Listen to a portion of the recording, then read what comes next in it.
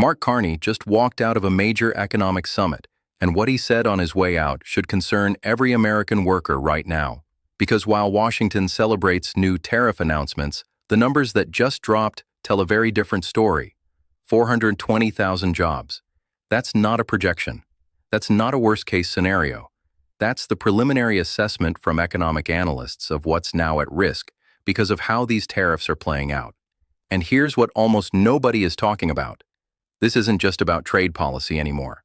This is about whether your job, your industry, or your paycheck is about to become collateral damage in an economic strategy that may have just backfired. If you work in manufacturing, retail, agriculture, or any supply chain-dependent industry, the next 12 minutes could be the most important economic briefing you watch this month. Let's break down exactly what just happened. My name is Eugene Lansing. I'm a senior policy analyst, and on this channel, I break down complex economic and policy developments into clear, fact-based analysis you can actually understand. This channel exists because too many people are making major financial and career decisions based on headlines and rumors, instead of actual policy analysis. So here's what we do differently. We look at the documents, we read the economic assessments, we track the data, and we explain what it actually means for real people. Professional disclaimer. I'm not a financial advisor, and this is not financial advice. This content is for educational and informational purposes only. Always consult with qualified professionals about your specific situation. Now let's get into what actually happened in the last 24 hours. Within the last day, Mark Carney, former governor of the Bank of England, former governor of the Bank of Canada, and one of the most respected central banking figures in the world, walked out of an international economic forum. This wasn't a bathroom break. This wasn't a scheduling conflict. According to multiple reports, including coverage from Rachel Maddow's team and international financial press, Carney left after expressing deep concern about the trajectory of U.S. tariff policy and its cascading effects on the global economy. The tariffs in question stem from executive action. Specifically, new or expanded tariff measures announced by the Trump administration targeting multiple trading partners. These aren't congressional tariffs. These are administrative tariffs, implemented under executive authority using provisions like Section 232 for national security justification, Section 301 for unfair trade practices, and emergency economic powers. That means no legislative debate, no committee hearings, just executive implementation. Here's where this gets real. Manufacturing is facing increased input costs on auto parts, electronics, and industrial equipment. Retail is looking at consumer goods prices expected to rise 10 to 15% in affected categories. Agriculture is getting hit by retaliatory tariffs targeting American farmers who export soybeans, pork, and wheat. Technology is dealing with supply chain disruptions for semiconductors and tech hardware. And construction is seeing steel and aluminum price increases affecting building costs. Let's talk about that 420,000 jobs figure. This number comes from economic modeling by trade policy analysts who assess direct job losses from reduced export demand, indirect job losses from supply chain disruption, and induced job losses from reduced consumer spending power. The breakdown approximately looks like this. 120,000 jobs in manufacturing sectors facing higher input costs, 180,000 jobs in export-dependent industries facing retaliation, and 120,000 jobs in retail and service sectors from reduced consumer demand. Some tariffs are already in effect. Others phase in over the next 30-90 days. But here's the critical part. The economic damage doesn't wait for official implementation dates. Markets react immediately. Companies make hiring decisions now. Investment gets pulled today. If you work in automotive manufacturing or parts supply, agricultural production or export, retail supply chain and logistics, steel, aluminum or metals processing, or import-dependent small businesses, you're in the direct impact zone. But even if you don't work in these industries, you're affected through higher consumer prices because the tariff cost gets passed to you, slower economic growth meaning fewer jobs created overall, investment pullback as companies delay expansion, and stock market volatility affecting retirement accounts. Now, here's the detail most people are missing. When Mark Carney walked out, He didn't just leave quietly. According to reports, he made a statement that should alarm anyone paying attention to economic policy. He essentially said, "You cannot tariff your way to prosperity when your trading partners have the ability to retaliate." And that's exactly what's happening. When the U.S. imposes tariffs, other countries don't just accept it. They respond strategically by targeting politically sensitive exports from swing states, high-volume agricultural goods like soybeans, pork, and dairy, and manufactured products with alternatives like machinery and vehicles. The European Union has announced counter tariffs on $20 billion in U.S. goods. China has expanded restrictions on American agricultural imports. Canada is targeting specific manufacturing sectors. Mexico is reviewing USMCA compliance and considering responses. Here's how 420,000 jobs get put at risk. Take a soybean farmer in Iowa. He produces soybeans for the Chinese market. China retaliates with a 25% tariff on U.S. soybeans.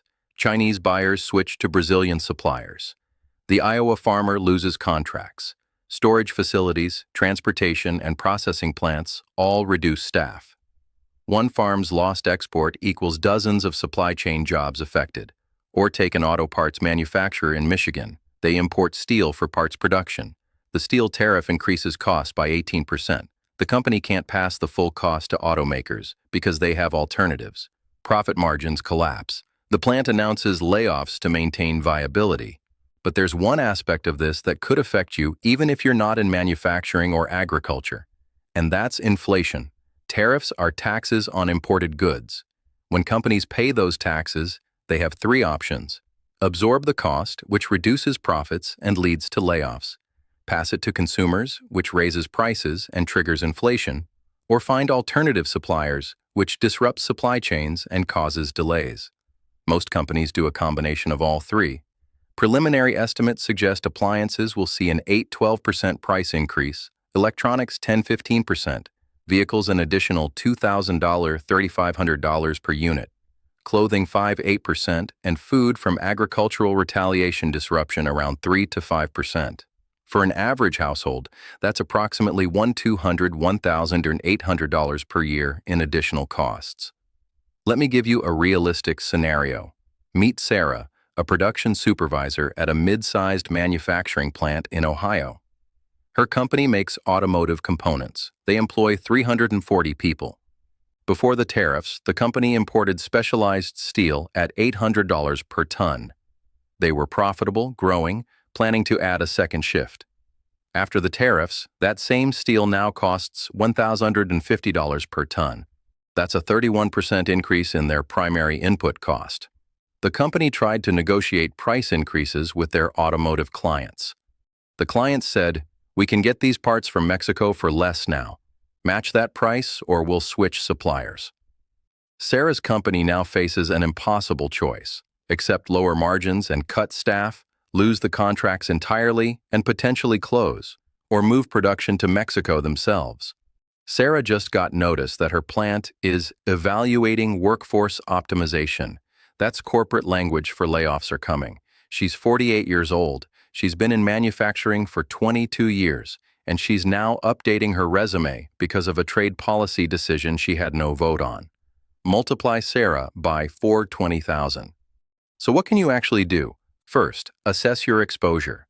Identify if your industry is tariff sensitive. Review your company's supply chain dependencies. Monitor your employer's financial communications. Second, prepare financially. Build emergency savings covering 3 to 6 months of expenses. Reduce unnecessary debt. Delay major purchases if you're in an at-risk industry. Third, position yourself professionally. Update your resume and LinkedIn now, not after layoffs. Network within your industry. Consider skills training in adjacent, less exposed fields. Fourth, stay informed. Follow credible economic analysis, not just headlines. Monitor policy changes from official sources. Understand how retaliation cycles develop. Fifth, advocate. Contact your representatives about trade policy impacts. Support industry groups providing economic data to policymakers. Vote based on economic policy outcomes, not just rhetoric. This situation can evolve in several ways. In a de-escalation scenario, we'd see negotiated tariff reductions, trade agreements to replace unilateral action, and job losses limited to early impacts. In an escalation scenario, we'd see expanded tariffs and retaliation, a full-scale trade war, and job losses exceeding current projections. In a recession trigger scenario, we'd see combined tariff impact plus retaliation plus inflation, broader economic contraction, and a significantly worse employment picture. For timeline expectations, the next 30 days will likely bring more retaliation announcements. The next 90 days, the first wave of layoffs becomes visible in data. The next 6 to 12 months, the full economic impact becomes measurable. And 2025-2026, either recovery begins or deeper problems emerge. Mark Carney didn't walk out because of political disagreement. He walked out because, from his perspective as someone who managed economies through the 2008 crisis, he sees warning signs that U.S. policymakers are ignoring economic fundamentals. When someone with that level of experience publicly protests, markets notice. And so should you. Let me be very clear about what's at stake here. This isn't abstract policy debate. This is employment security for hundreds of thousands of families. This is financial stability for workers who've built careers in affected industries. This is economic opportunity for communities dependent on manufacturing and agriculture. This is long-term competitiveness of American industry. Trade policy affects whether you can afford your mortgage, whether your retirement account grows or shrinks, whether your kids can find jobs in your hometown, and whether American manufacturing survives this decade. The decisions being made right now in Washington will echo through the economy for years. And the 420,000 jobs at risk? Those are just the preliminary numbers. If retaliation escalates, we could be looking at something far worse. If you want accurate, fast, and reliable policy and economic analysis, subscribe to Eugene Lansing right now and turn on notifications. Economic policy is changing rapidly, and staying informed is no longer optional. It's essential. Here's what I need from you in the comments. Tell me what industry you work in. Are you seeing tariff impacts already? Have there been any changes at your workplace? And if you know someone in manufacturing, agriculture, retail, or supply chain, share this video with them. They need to understand what's coming. Hit the like button if you want more no-nonsense economic breakdowns like this, because the mainstream media will give you the headlines. But this channel gives you the analysis. I'm Eugene Lansing. Stay informed, stay prepared, and I'll see you in the next breakdown.